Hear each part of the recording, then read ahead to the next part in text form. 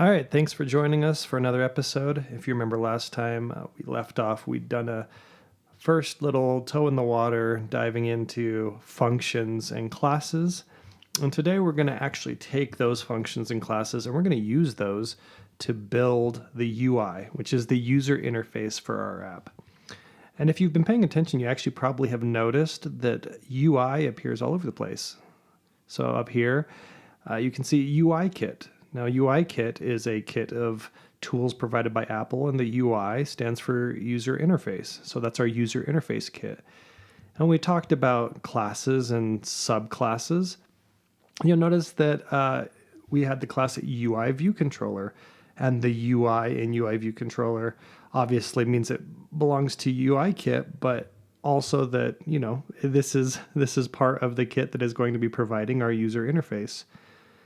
So today we're going to build our first UI, which also means that this is the first time that we're actually going to leave our code here and we're going to jump over to our storyboard and we're going to actually build something. So if you remember, when we started our template, we used what was called a single view template, and that's exactly what this is. It has created an app for us that when we run, it shows a single view. And if you look, this is the same blank screen that we've seen every time that we've launched and run our app in previous lessons. And we've pointed out that it's blank because we haven't done anything with it, but let's change that. So let's give you a little tour here of how the Storyboard Editor works. If you click on the view, you can see over here in the left panel that it has our view controller, and it also has the view that we are controlling. And if you click on view, it highlights it. If we go up here and we open the right panel, you can switch to the properties panel. It looks like a little slider where you're sliding and adjusting properties. And you can see there's a few things that views have. And, it's really not that fancy because it's a plain view, but we can do something like change the color. So let's do that. We're going to go in, we're going to change the color to a black color. And so now, the next time we run our app, which we can do now, you'll see that instead of just the plain white iPhone screen, we actually get a completely black one. And you can change this color to your heart's content, and every time you go up and run it, you will see, bam, got our beautiful red color. Now, this is going to be mimicking the default iOS calculator app, which has a black background. So we're going to go ahead and we're going to set this to black again. Now, another thing that the calculator app has, besides a black background, is several buttons we can press. So if we come up here to this plus button and we click the plus and we go down and we select button, we're going to drag that button out and we're going to place it right in the middle of our view. You can see the alignment guides snapping it into place. And now we have our very first button. It's just a text button that says button. If we come up here and we run our app again, you'll see that we have our black screen, but now we have a button and it even interacts with our touch. So if I use my mouse to click here, you can see it indicates that it's being clicked on and it does a little fade animation. So we edited the color of our plain view, which was the background of everything. So let's jump back over here. We're going to select our button. And you can see it has all the same properties as a view because a button is a view, but it has a little bit more because a button goes farther than just what a plain view does. So we're going to change the text of our button to be do something. So now in our user interface, we have a do something button. And you can see when we run it, it is updated. All right, well, it's a little unfortunate we have a do something button that doesn't actually do something, so let's make it do something. If we jump back over to our view controller, which is in our viewcontroller.swift, we click on that, and it opens up our code again. We're going to add a function. Now, you remember functions are things that encapsulate some functionality, or another way of saying that is they do something. So we're going to create a function the same way we have before, and this is going to be called button tapped. And you'll see it's different from our add, where it doesn't have any parameters in the parentheses. And since this is going to interact with the storyboard, we're going to use a special keyword, which is IB action. So that's just the at sign and then IB action. And you'll see that this circle appears indicating that this thing is ready to be hooked up to our storyboard.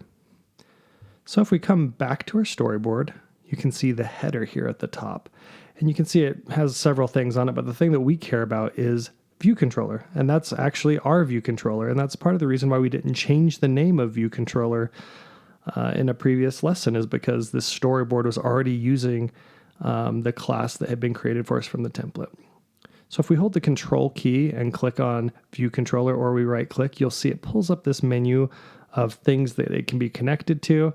And one of those is button tapped. So if we click and we just drag right over to our button, you'll see it pulls up some options, and they represent touching and dragging. And what we want for this button is touch up inside. What touch up inside actually means is that the user has touched the button and then they lifted their finger while their finger was still inside the button. You can contrast that with touch up outside, which would be they touched the button and then they pulled their finger away and they lifted it once their finger was outside the button. And so a normal button behavior that you would expect to see in an app is touch up inside. And so we're going to go ahead and select that, and that's going to give us the ability to actually later be able to cancel our touch. So if we decide, oh yeah, I didn't actually mean to hit that button, you can pull your finger away. Now you can see that it connected in this menu over here, and it shows that our do something button is connected to button tapped. And if we jump back over to the code, you can see that our little circle has become filled, indicating that this function is tied to something inside of a storyboard. So let's make this function actually do something when they tap the do something button. Now the easiest thing we can do is we can use something we learned from a previous lesson, which is print. So what we're going to do is we're going to make it when you tap the button, we're going to call the print function, and we're going to print out, I don't know, you tapped on the button.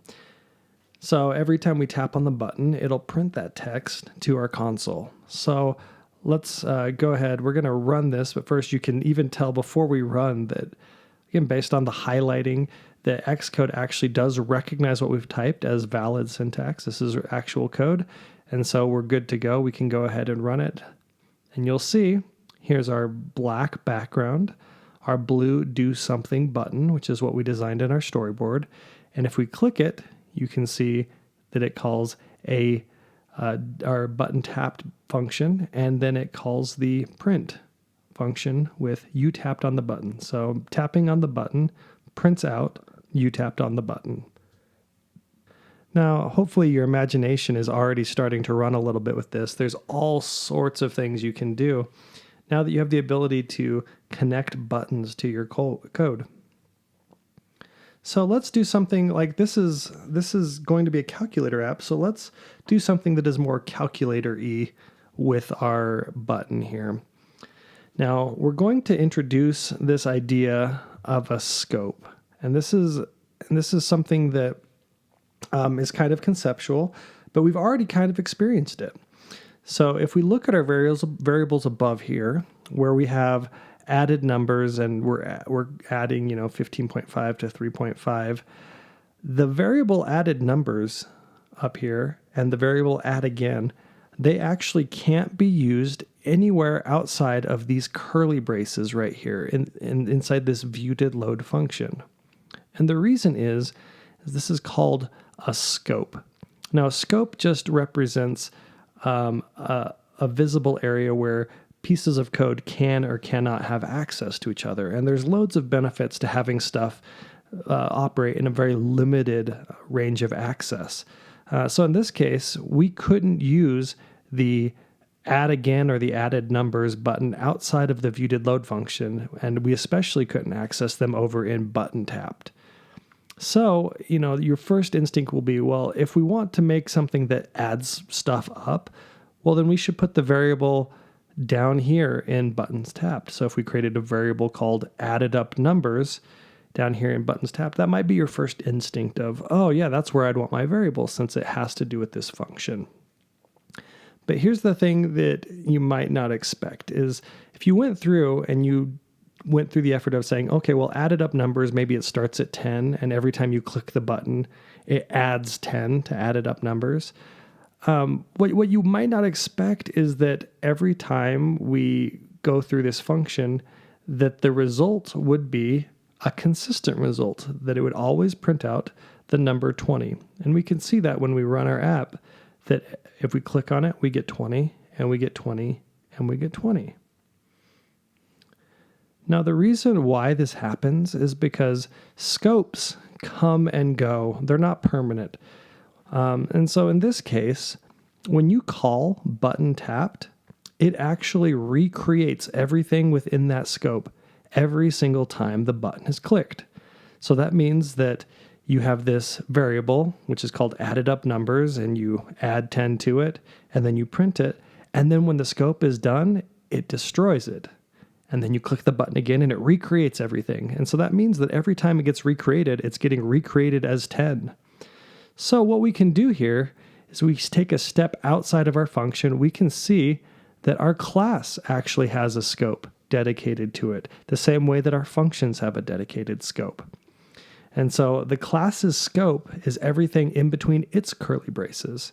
So if we come up here and we give the class a variable rather than one of the functions, we can go ahead and type var. We're using var because this is a variable that's going to change compared to our lets that we had below that are numbers that don't. We're going to do added up numbers, and we're going to start it at, let's start at 0. And then we can come back down here, and because the button tapped function and the added up numbers function are inside the same scope as each other, the button tapped function can access the added up numbers variable. And so what that means is rather than having the added up numbers variable get recreated every time the button is tapped, the added up numbers variable will only be created once our view controller is created, which is in our case once for the entire time the app is alive. So in this case, what we would expect to happen is the view is loaded and our added up numbers has been created as 0. And you can see that the scope for view did load, the function only gets run once. And so it's printing the stuff from our previous lessons. And then when we come back over here and we click this button, it's not going to affect the scope of view did load. The view's already loaded. What it is going to affect the scope of is button tapped. And it's going to call that function and it's going to recreate everything inside that function. And then it's going to run the code. So if we click on it, you can see that it accesses added up numbers. It adds 10 to it. So 0 plus 10 is 10. And then it prints that value out. And so then the second time we go through it, we click it, added up numbers was set to be 20 the previous time. And so now it's 30, 40, and 50. And we can keep going as long as we want, just clicking this button, and it'll keep increasing that number because our view controller scope lives on long after the button tap has happened. And so we can use this as we go forward with our calculator project here to build out all of the functionality we need. Now, the last thing I wanted to actually show you is, if you remember, we wired our button up to the touch up inside action. Now, the touch up inside action lets you tap and drag away. And you can see that when I do that with the mouse, it actually fades the button as I'm tapping down. And then as I pull my finger away or pull the mouse away, it fades back in. And so what we've done is we've created this ability for a user, like let's say if they put their finger down on the plus button and then they decide, oh, that's not actually what I wanted, they can pull their finger away from it and it will cancel what they touched. So pretty cool little feature, and it behaves the way that people expect their iPhone apps to behave, which is always what we want. If we want to be good citizens on the platform, and we want to make sure that we keep things behaving the way that users expect. That's part of just a good user interface. All right, that's all for this lesson. And the next lesson, we're just going to keep on cruising in the same direction, and we're going to start really building out what's going to look like actual UI for our calculator app. Thanks for watching, and we'll catch you on the next one.